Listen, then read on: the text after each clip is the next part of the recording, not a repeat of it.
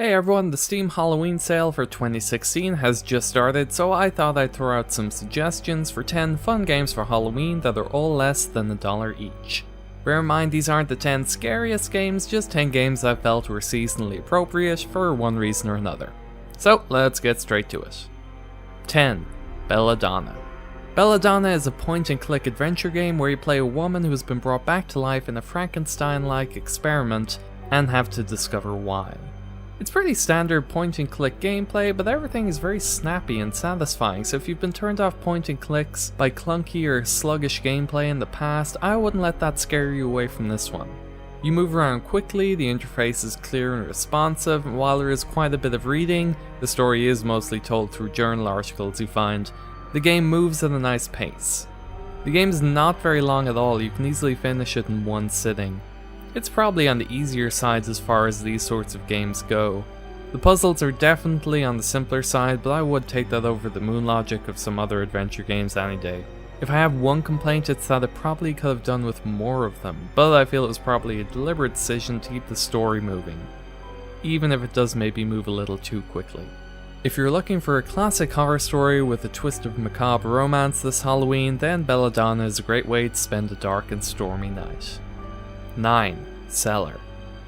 Cellar isn't going to be scaring anyone this Halloween, but it does have that element of childlike adventure I think is a big part of the season. You play as a young girl who ventures into her basement in search of her teddy bear. Controls are simple, just up, down, left and right movement, and you have to dodge traps and monsters while collecting keys to progress to the next level. I don't know why, but I'm kind of a sucker for games like this with the cutesy monster designs and such. If you enjoy pathfinding puzzle games and you're on babysitting duty this Halloween, this might be one to play with the kids before moving on to something else from this list after they go to bed. 8. Zophie's Curse. So I knew when I was doing this, the last thing I wanted to do was fill it up with a bunch of cheap jump scare fests that there seems to be a lot of at this price point. Well, I figured I'd include at least one.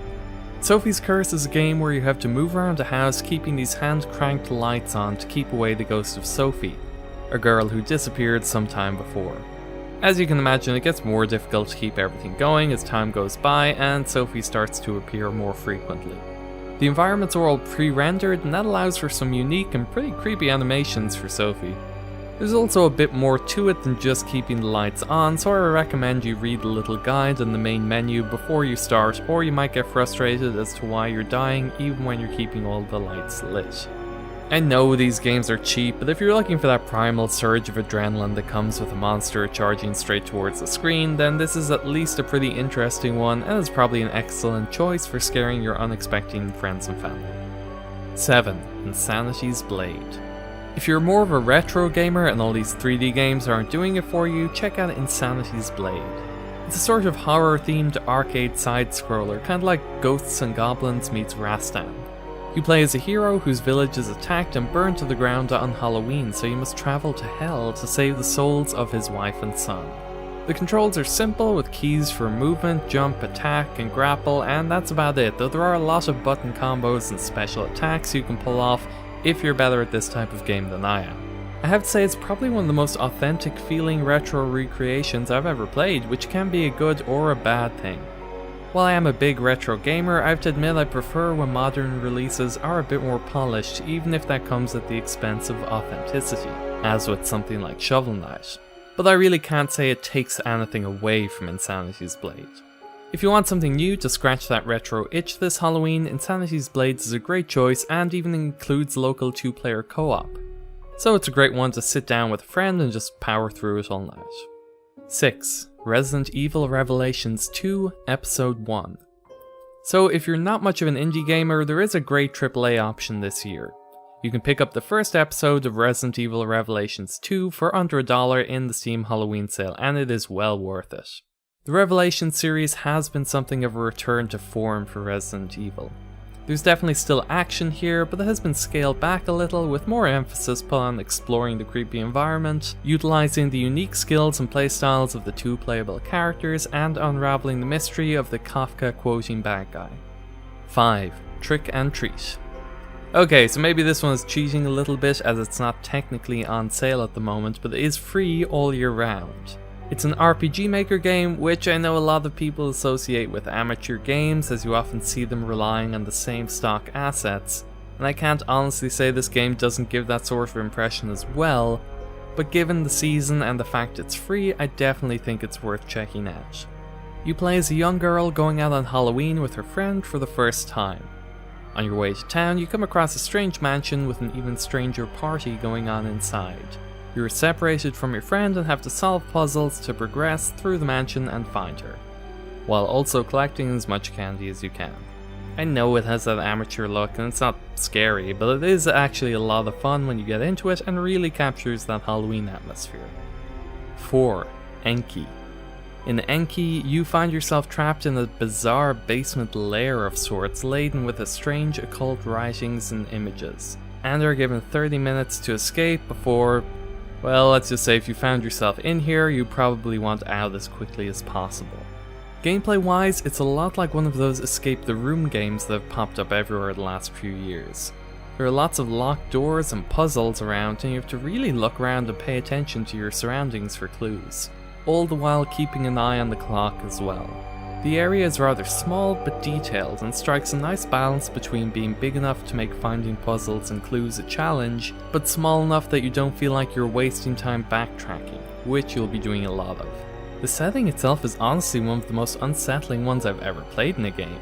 I was ready to say it wasn't all that scary until I bumped something off my desk while I was playing and nearly jumped out of my chair. I didn't quite realize just how tense and on edge the game had me the entire time. The timer may seem cheap, but honestly I think it really makes the game. It keeps the pressure on and makes for a completely different experience than it would have without it. I highly recommend checking this one out. 3. Nosferatu, Wrath of Malachi. Okay, so if the slow-burning adventure games, cutesy, spooky, kid-friendly games, or first-person Slender-likes where you're completely defenseless against a single monster you can't even see aren't your thing, oh do I have a game for you. Nosferatu Wrath of Malachi is a lightning fast-paced game about just killing everything. The game begins with a priest being thrown out of a window and telling you this vampire has taken over the castle, or I don't even know. Because after that you're killing these ugly bat-looking vampires, or sexy lady vampires, or skeletons, or whatever these things are, I'm not even sure. The game is this very 70s hammer horror exploitation film sort of feel. There's this grainy film reel sort of filter over it, and I really think the soundtrack was taken straight from some public domain horror movie. The game is all the cliches, big wooden stakes that stick out of vampires' chests when you stab them, big jeweled crucifixes, loud, smoky, old-timey guns. It's clunky and ugly and just so much fun. If you want to play something for Halloween this year but don't go for the usual stuff, Nosferatu Wrath of Malachi might be exactly what you're looking for. Just make sure you download the patch for modern resolutions. 2. Ghostmaster. Did you ever try and make a haunted house in The Sims by filling it with ghosts and just scaring the hell out of your Sims like it was its own little game? That's basically Ghostmaster, except skipping the building and going straight to the haunting. Each level presents you with a new location and a new group of humans to scare. Your job is to use a range of different haunts, such as electrical gremlins or poltergeists, to prey on their fears and make them flee the house. You actually do have to put quite a bit of thought into it. Each human has their own terror, madness, and belief level, along with a bio that tells you a little bit about their fears. You have to choose the right frights to build up their belief to the point where you can unleash a big one and really get that terror meter up. I'll admit I was so eager to just get into it that I just started throwing haunts around and it wasn't very effective. So it's definitely worth taking your time and learning how to play it right. It's an older game and shows its age at times, but what could be better for Halloween than directing your very own haunted house?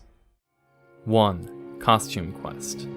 Number 1 on this list had to be Costume Quest. You play as a kid trick-or-treating on Halloween when your sibling is kidnapped by goblins who are ransacking the neighborhood for candy. So it's your job to put on your costume and save them. You travel to 3 different neighborhoods to trick-or-treat, battle goblins, unlock costumes, bob for apples, collect trading cards, and just go on a great Halloween adventure.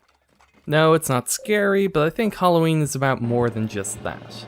and I've never come across a game that has captured the Halloween atmosphere and spirit of mischief and excitement like this one.